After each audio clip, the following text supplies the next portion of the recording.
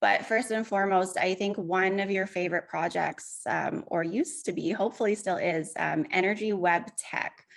What are your thoughts on that at the moment? Are you still bullish on EWT? Oh, I love Energy Web. One of the things I love about Energy Web is real world adoption. So they do have real companies, real users, all deploying applications on the Energy Web chain. And the thing I'm most excited about, though, regarding Energy Web is the para-relay chain. Now, Polkadot has its structure. As of right now, Polkadot only has parachains on top of it that are going to be application specific. There are a few smart contract chains that will, be more applications, but they're application specific. The thing about Energy Web is they're going to be producing the first para-relay chain, which means there will be another relay chain connected to Polkadot. So it can expand and grow on top of Polkadot. And that's what's going to demonstrate Polkadot's infinite scalability is Energy Web. So that's why I'm more excited about that than any other project on top of Polkadot. Awesome. Yeah, I agree. I'm very excited about it. I think that a lot of the people I try to talk to about EWT struggle to understand. They kind of understand the functionality of it in terms of crypto, but they don't really understand what the actual use case is. Are you able to explain in your own words the problem that Energy Web is solving? Yeah, so Energy Web is turning consumers of energy into prosumers. So its long-term goal is to create local energy markets where you and your energy assets, solar, battery, whatever else, are your own in a community around you. You guys are your own energy company. So you literally can trade energy with your neighbor, person a couple blocks down from you.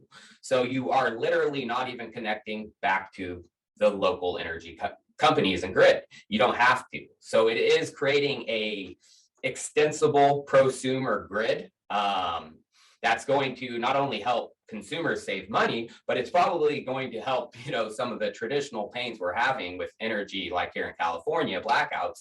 We can even send back some of that power to the local grids to help balance it.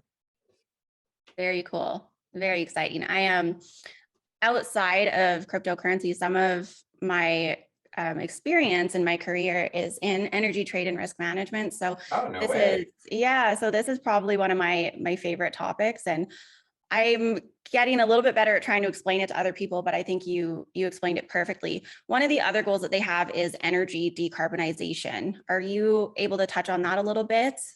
Yeah, so they do plan to help a lot of blockchains decarb. So they are moving forward. One of their first was XRP, but they do have the goal of helping Bitcoin miners decarb their operations. So that's exciting to me because the biggest, gripe people have about Bitcoin is it's too energy intensive.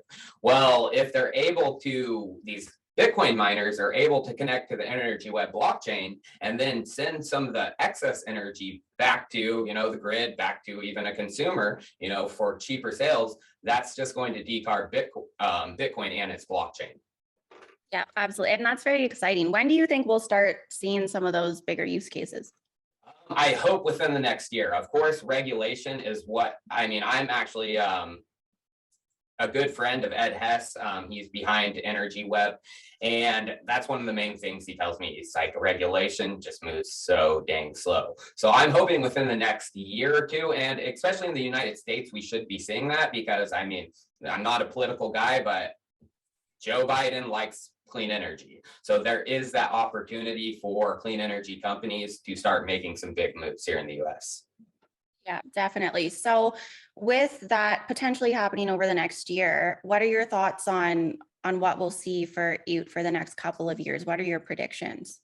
Well, it depends. If we are able to get the crypto climate accord to really start hooking up with a lot of Bitcoin miners and decarbing their operations, and then we do see Energy Web and local energy communities starting to deploy across the United States, it's going to be one of crypto's biggest use cases. Like I've always said, once that happens, Energy Web is going to shoot into the top 50, and in my opinion, eventually top 10. Perfect. Who would you say their top competitors are and what really sets them apart? Well, top competitor. There's not really many out there. There's Power Ledger, but Power Ledger has fallen way behind. Power Ledger was the talk of the town in 2017 about decentralized energy trading, but it's really fallen behind.